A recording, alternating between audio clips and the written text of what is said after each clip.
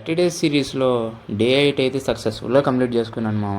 ఇంక పొద్దున్నే టిఫిన్ అయితే బయట నుంచి తెచ్చుకున్నాను. ఇంక ప్రశాంతంగా టిఫిన్ తిని కూర్చున్నానా, ఎండబడి చాలా రోజులైంది. ఇంక బయట నించొని సూర్యుడు అనంగానే సూర్యుడైతే వచ్చేసాడు.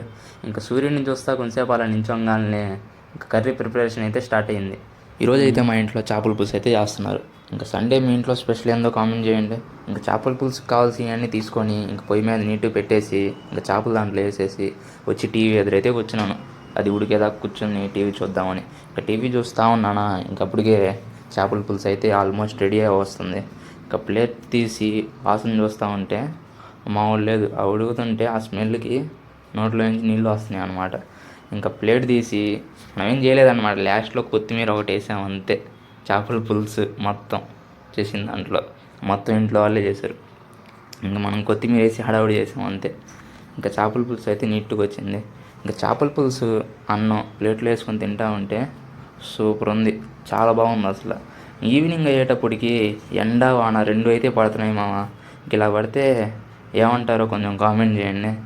ఇంకా అలా పడుతుందిగా అని టీ పెట్టుకొని అయితే టీ తాగుతా అక్కడ నించున్నాను అనమాట. ఇంక సాయంత్రం కొంతసేపు బయటికి వెళ్ళాలనిపించి బయటికి అయితే వెళ్ళి కొంతసేపు తిరిగి చిన్నగా ఇంటికి అయితే వచ్చాను. అలా డే 8 అయితే కంప్లీట్ చేసుకున్నాను. వెళ్ళే ముందులా ప్లీజ్ ఫాలో అండ్ సబ్స్క్రైబ్.